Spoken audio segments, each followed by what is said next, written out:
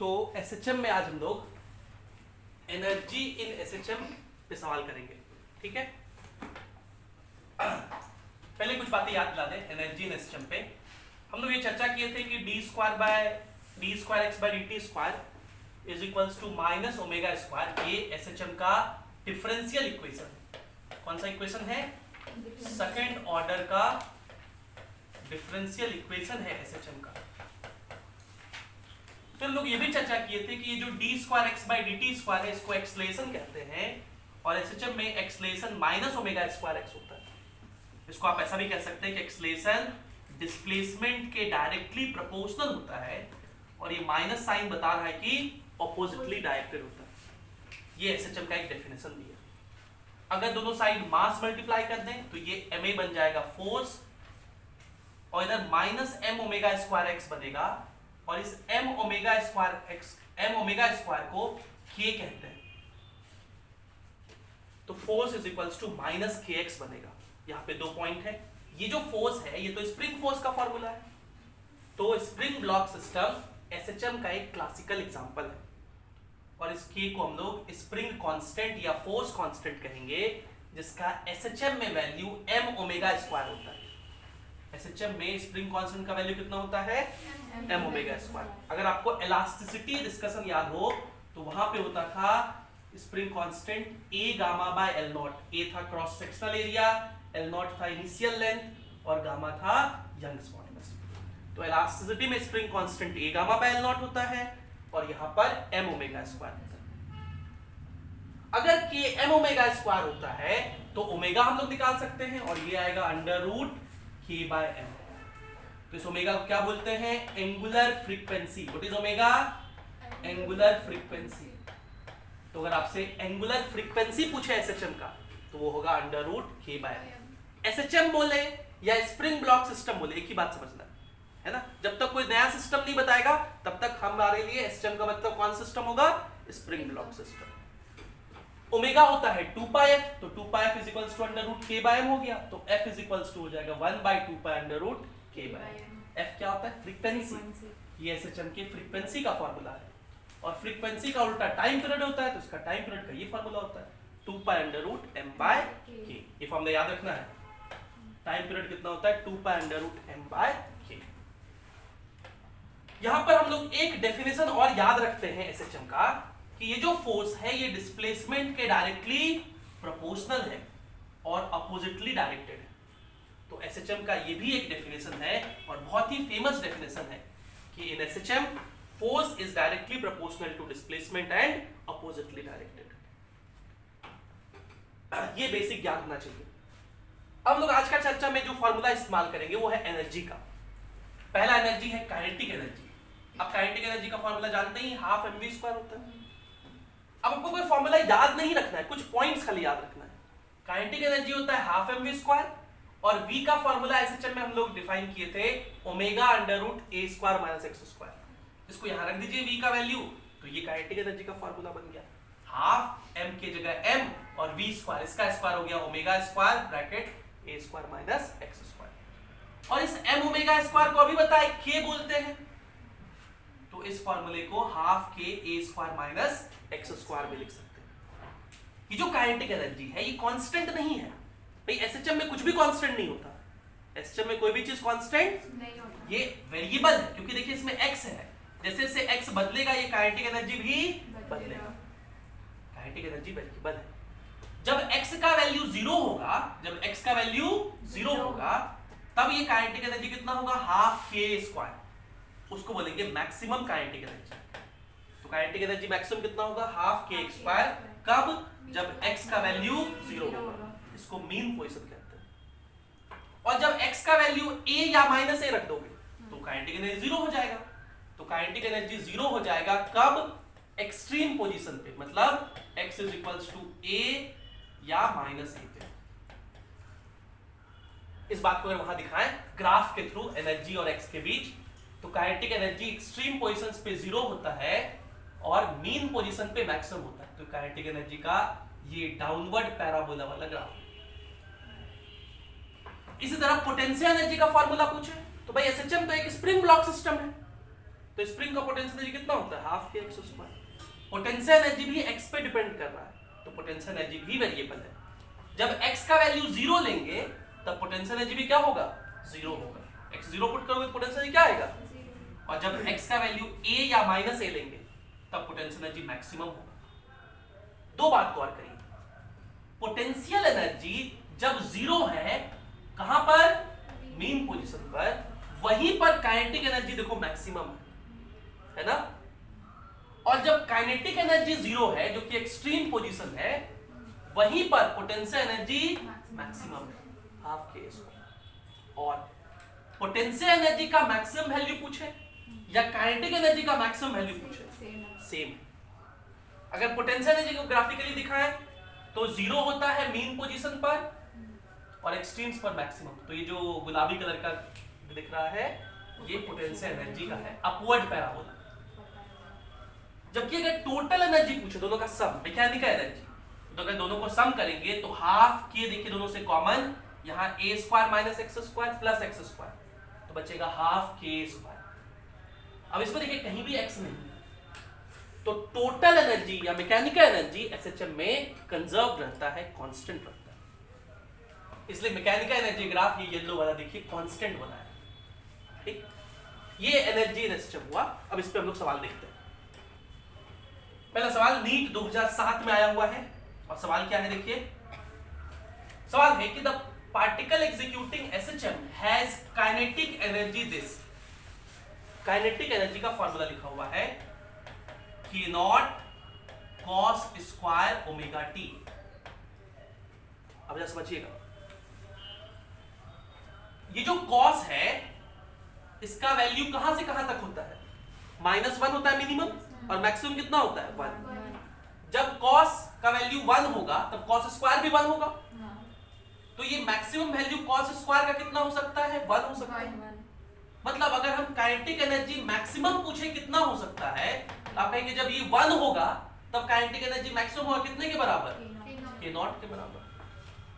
बोलो भाई, कोई भी ट्रिग्नोमेट्रिक फंक्शन है ना, उस साइन कॉस वाला, उसका मैक्सिमम वैल्यू 1 ही होता है, साइन कॉस का, टैन वगैरह का नहीं, साइन कॉस का, तो 1 होता है। तो ये जब 1 होगा तब काइनेटिक एनर्जी मैक्सिमम होगा, और वो कितने के बराबर होगा, K नॉट। और काइनेटिक एनर्जी मैक्सिमम का फार्मूला अभी हम लिखे थे, हाफ के स्क्वायर होता है। काइनेटिक एनर्जी का अलग फार्मूला होता है, देखिए ये फार्मूला काइनेटिक एनर्जी का है, और काइनेटिक एनर्जी मैक्सिमम का फार्मूला क्या है, हाफ के स्क्वायर, ठीक। अब आपसे पूछा है the maximum value of potential energy. आपसे पूछा है कि पोटेंशियल एनर्जी का मैक्सिमम वैल्यू, पोटेंशियल एनर्जी नहीं पूछा है, क्या पूछा, पोटेंशियल एनर्जी का मैक्सिमम वैल्यू कितने के बराबर होता है, हाफ के स्क्वायर होता है। पोटेंशियल एनर्जी होता है हाफ के एक्स स्क्वायर, लेकिन पोटेंशियल एनर्जी का मैक्सिमम वैल्यू कितना होता है, हाफ के स्क्वायर, और हाफ के स्क्वायर तो के नॉट के बराबर है, ये दिया हुआ है। मतलब पोटेंशियल एनर्जी का मैक्सिमम वैल्यू के नॉट होगा। और क्या पूछा है, टोटल एनर्जी। टोटल एनर्जी का क्या फार्मूला होता है इस स्टेप में, देखिए निकाले हैं, क्या होता है, हाफ के स्क्वायर, जो काइनेटिक एनर्जी का मैक्सिमम वैल्यू है या पोटेंशियल एनर्जी का मैक्सिमम वैल्यू है, वही टोटल एनर्जी का भी वैल्यू है, हाफ के स्क्वायर। तो ये भी कितना है, के नॉट। मतलब ये दोनों के नॉट होगा, एंड ये ऑप्शन सी में, ठीक। अगला सवाल जो नीट 2006 में आया है, और क्या सवाल है, the potential energy of a long spring when stretched by 2 centimetre is U। तो क्या क्या कीवर्ड है, पोटेंशियल एनर्जी किसका, स्प्रिंग का, कितना है, U। तो पोटेंशियल का फॉर्मूला हम लोग जानते हैं, हाफ के एक्स स्क्वायर होता है, और अभी x का वैल्यू कितना दिया हुआ है, 2 सेंटीमीटर। तो हम इस U को लिख सकते हैं, इसका मतलब U होगा half into k into 2 centimetre का square, 4 into 10 to the power -4। भाई 2 सेंटीमीटर है तो ऐसा सिस्टम में कितना लिखोगे, 2 इंटू 10 टू द पावर -2। तो इतना है पोटेंशियल एनर्जी अभी, ये पहला इक्वेशन। अब कह रहा है if the spring is stretched by 8 centimetre, कह रहा है अब x का वैल्यू कितना हो गया, 8 सेंटीमीटर हो गया है। तो बताइए पोटेंशियल एनर्जी स्टोर्ड कितना होगा? Very easy. अब पोटेंशियल एनर्जी मान लेते हैं यू डैश होगा, और वो कितना लिखेंगे? Half into k into x square. इसका स्क्वायर कितना होगा? 16 इंटू 10 टू द पावर -4। बोलो। ये दूसरा इक्वेशन। हम लोग को यू डैश निकालना है और आंसर यू के टर्म में लिखना है। तो हम लोग क्या करेंगे, आप चाहो तो दोनों इक्वेशन को डिवाइड कर दो। ये वाला इक्वेशन यहां लिखो, u is equals to half k into 4 into 10 to the power -4। पहला इक्वेशन था, दोनों को डिवाइड कर देंगे तो u dash by u is equals to half से हाफ गया, k से k गया, 10 टू द पावर -4 से ये भी कटा, 16/4 4 हो गया। तो u डैश कितना होगा? 4u। u डैश कितना होगा? 4u। हम कुछ गलती कर दी हमने। ये 8 का स्क्वायर यहाँ 16 नहीं होगा, ये क्या होगा? 64 होगा। तो यहाँ 16 हो जाएगा ना।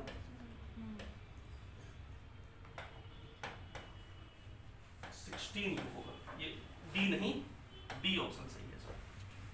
ठीक, अब लोग कितना आसान सवाल है, लेकिन गलती हमसे भी हो गया, तो आपसे भी एग्जाम में हो सकता है, ध्यान रखिएगा इन बातों पर। और जो आसान क्वेश्चन होता है उसी में गलती होता है, जो टफ होगा वो तो देख के ही आप बहुत कॉशियस होकर बनाइएगा। जो आसान क्वेश्चन उसमें थोड़ा आप लिबरल हो जाते हैं, उसमें गलती हो जाता है। A particle of mass m oscillates in SHM between x1 and x2। तो एक पार्टिकल है जिसका मास m है और ये ऑसिलेट कर रहा है SHM में x1 और x2 के बीच, about equilibrium point O के about। Its potential energy is plotted। इसका पोटेंशियल एनर्जी प्लॉट किया गया, बताइए कौन सा है? तो डायरेक्ट सवाल है। पोटेंशियल एनर्जी हम लोग देखे थे, देखो याद रखना, पोटेंशियल एनर्जी अपवर्ड पैराबोला होता है और काइनेटिक एनर्जी डाउनवर्ड पैराबोला होता है। ऐसा क्यों? क्योंकि पोटेंशियल एनर्जी में हाफ के एक्स स्क्वायर है, एक्स स्क्वायर कोएफिशिएंट पॉजिटिव है, इसलिए अपवर्ड पैराबोला, और काइनेटिक एनर्जी में माइनस के एक्स स्क्वायर है, और टोटल एनर्जी या मैकेनिकल एनर्जी स्ट्रेट लाइन होता है। तो ये तो सीधा सीधा सवाल पूछ दिया था थ्योरी पे। तो कौन सा ऑप्शन सही हो जाएगा? B.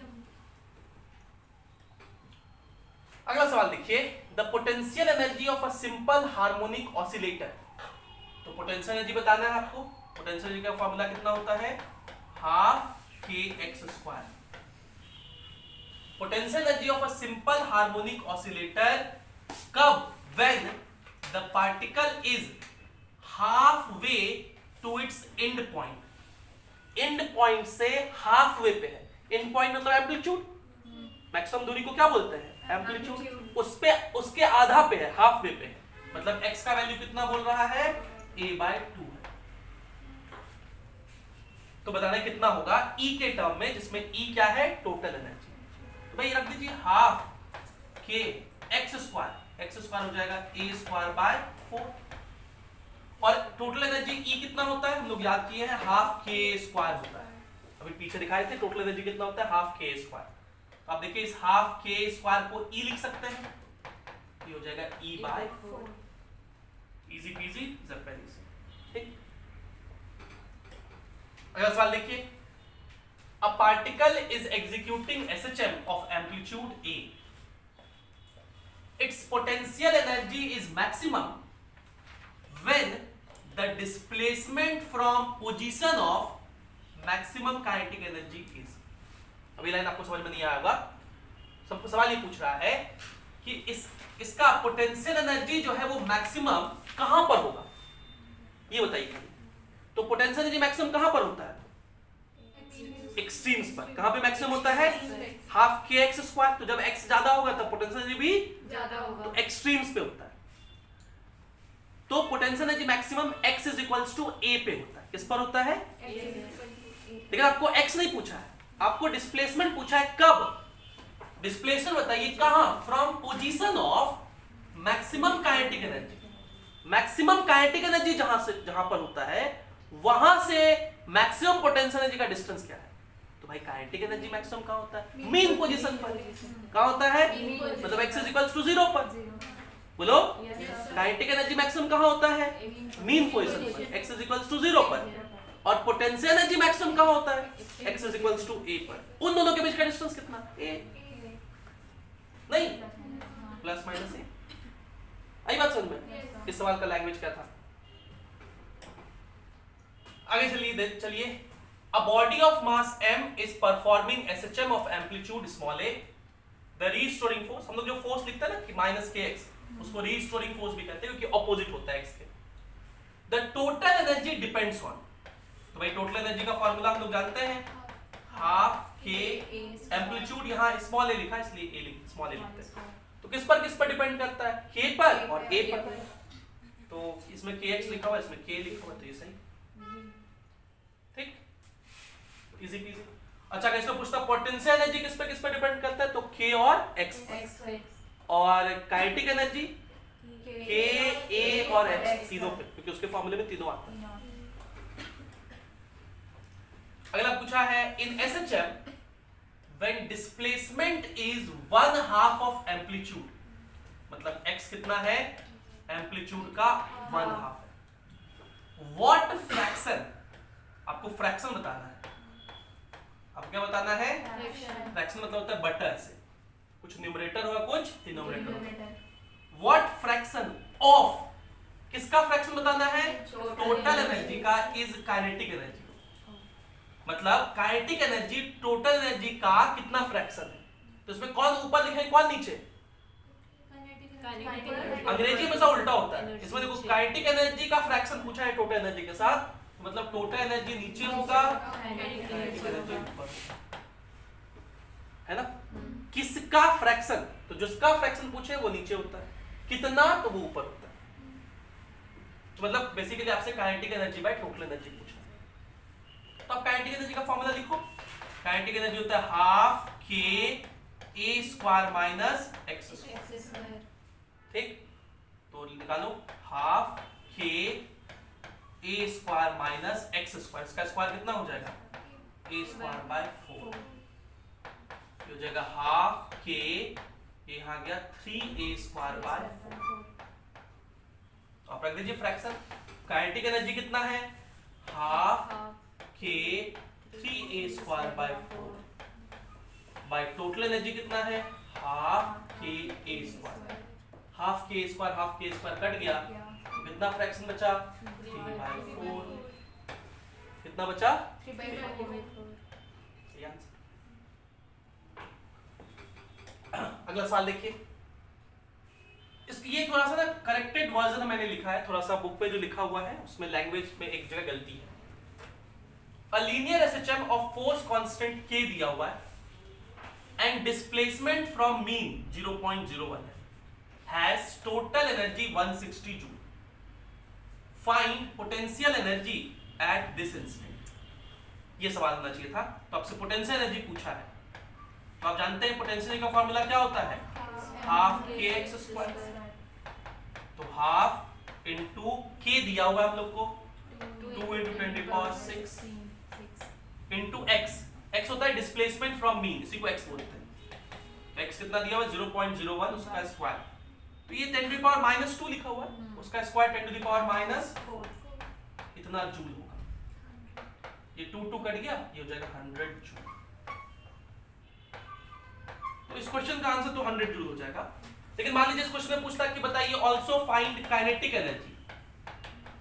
Also find kinetic energy at this instant. Kinetic energy at, तो आप निकाल सकते थे क्योंकि आप जानते हैं कि टोटल एनर्जी क्या होता है, काइनेटिक एनर्जी प्लस पोटेंशियल. तो टोटल एनर्जी पता है 160, काइनेटिक एनर्जी निकालना है, पोटेंशियल एनर्जी कितना है 100. तो काइनेटिक एनर्जी कितना हो जाएगा 60 जूल, है ना. या ये पूछ सकता था कि also find velocity at this instant.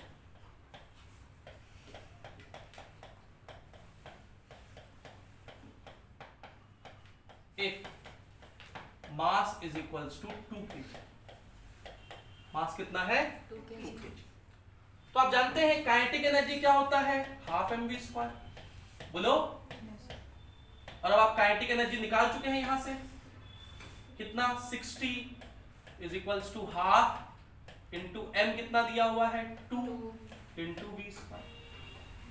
बोलो, ये 2 कट गया, तो v कितना हो जाएगा √60 मीटर पर सेकंड. है, जो भी इसके आसपास इसका वैल्यू आएगा √60। तो ये सारी बातें पूछी जा सकती है। आपसे ये भी पूछा जा सकता है, बताइए इसका एम्पलीट्यूड कितना होगा, इसका एम्पलीट्यूड, तो आप वो भी निकाल सकते हैं, क्योंकि टोटल एनर्जी कितने के बराबर होता है, हाफ के ए स्क्वायर के बराबर होता है, तो एम्पलीट्यूड भी निकाल सकते हैं। अगर आपसे पूछा जाए कि बताइए कितना एंगुलर फ्रीक्वेंसी होगा, वो भी निकाल सकते हैं। हम लोग सब निकाल के देखते हैं थोड़ा सा। अगर पूछा जाए बताइए, जगह नहीं है क्या यार,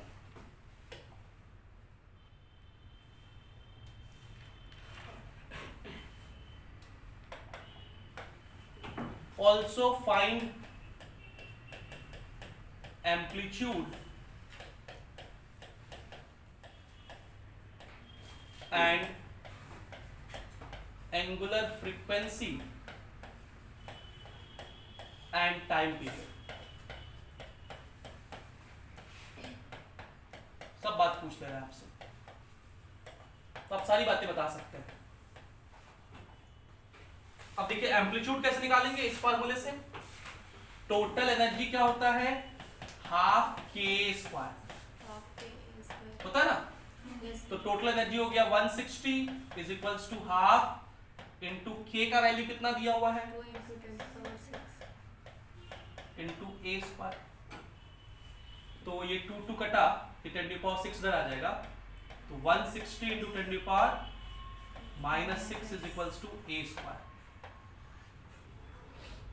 तो a इसका रूट हो जाएगा, तो 10⁻⁻6 का रूट तो 10⁻³ होता है ना,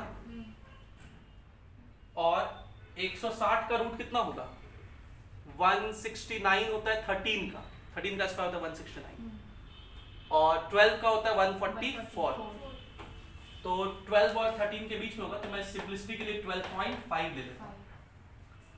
इसको लिख सकते हैं 1.25 इंटू 10⁻⁻² मीटर, क्योंकि सब कुछ SI में किए हैं, ये हो जाएगा 1.25 सेंटीमीटर, ये इसका एम्पलीट्यूड हो जाएगा। फिर आपसे क्या पूछा है, एंगुलर फ्रीक्वेंसी, फिर आपसे क्या पूछा है, एंगुलर फ्रीक्वेंसी, तो आप जानते हैं V इज इक्वल्स टू होता है omega under root a square minus x square, होता है ना, मतलब V square is equals to होता है omega square bracket a square minus x square, यही होता है। अब इस इक्वेशन में देखिए, क्या मुझे v स्क्वायर का वैल्यू पता है, आप कहेंगे बिल्कुल पता है, v स्क्वायर 60 के बराबर था, इज इक्वल्स टू ओमेगा, तो हम लोग को निकालना है। a स्क्वायर पता है क्या, बिल्कुल पता है, a स्क्वायर 160 इंटू 10⁻⁻6, या इसको आप लिख सकते हो 1.6 इंटू 10⁻⁻4, ठीक है, ऐसा भी लिख सकते हैं, तो 1.6 इंटू 10⁻⁻4 माइनस x स्क्वायर पता है क्या, बिल्कुल पता है, x है 0.01 मतलब 10⁻², तो x स्क्वायर कितना है 10⁻⁻4। मैं थोड़ा सा अगले पेज पे लिख रहा हूँ, तो हमारे पास है 60 is equals to omega square, और ये था 1.6 इंटू 10⁻⁻4 माइनस 10⁻⁻4, तो 60 is equals to omega square, 10⁻⁻4 दोनों में कॉमन ले लिए, बचा 1.6 माइनस 1, है ना, ये हो गया 60 is equals to omega square into 10⁻⁻4 into 0.6, ठीक, ये सबको इधर भेजिए, ये हो गया 60 बाय 0.6, और ये 10⁻⁻4 इधर के 10⁻+4 हो जाएगा, is equals to omega square, point उड़ाएंगे तो 10 ऊपर 6 से कट जाएगा, 100 बार 100 गुना 10⁻⁴ 10⁻6 हो जाएगा, is equals to omega square, तो ओमेगा कितना होगा 10⁻³ इतना रेडियन पर सेकंड, ठीक। और आपसे टाइम पीरियड भी पूछा था, तो टाइम पीरियड कितना होता है 2π बाय ओमेगा, तो 2π बाय ओमेगा कितना है 10⁻³ इतना सेकंड, तो ये हो जाएगा 2π इंटू 10⁻⁻³ सेकंड। तो ये सवाल में बहुत कुछ पूछा जा सकता था, तो लोग सब बातें एक साथ लिखिए। आगे चलिए, अगला सवाल, a body executes SHM with amplitude A at what displacement from mean, मतलब x बताना है, इज द पोटेंशियल एनर्जी जो है इज 1/4 मतलब 1/4 किसका ऑफ मतलब इनटू टोटल एनर्जी। इस लाइन को ऐसे लिख दिया मैथमेटिकली। अब पोटेंशियल एनर्जी का क्या फार्मूला होता है, हाफ के एक्स स्क्वायर, और टोटल एनर्जी क्या फार्मूला होता है, हाफ के ए स्क्वायर। बोलो, काट पीट करो, आंसर पाओ। हाफ के से हाफ के कैंसिल आउट हो गया, तो क्या मिला, x square is equals to a square by 4। तो x इज इक्वल्स टू, इसका रूट हो जाएगा a स्क्वायर का रूट a, 4 का रूट 2 प्लस माइनस a बाय 2। तो ऑप्शन बी सही है। आखिरी सवाल, द एंगुलर वेलोसिटी मतलब omega and amplitude of simple pendulum भी एसएचएम का एक एग्जांपल है, is omega and A, omega और ए दिया हुआ है। Eight A displacement x from mean, जब डिस्प्लेसमेंट x है, x from mean position, it's kinetic energy is t। Kinetic energy क्या लिखा है, t। तो हम लोग तो जानते हैं काइनेटिक एनर्जी का formula, kinetic energy is equals to t is equals to half k a square minus x square होता है।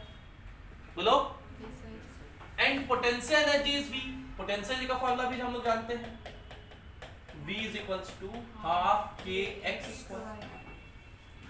तो आपसे बोला है then the ratio of t to v, t to v का मतलब t बाय v रेशियो, मतलब दोनों को डिवाइड करने बोल रहा है ये ना, तो डिवाइड करेंगे तो हाफ के कट गया, क्या होगा, a square minus x square by x square. Answer. अब देखिए कौन से ऑप्शन में है। अच्छा, एक एम्पलीट्यूड को यहाँ स्मॉल a लिखा था, कैपिटल A नहीं लिखा, तो कौन सा सही है, a square by x square by x square, C option. ठीक। So this is all for today. Thank you. Have a nice day.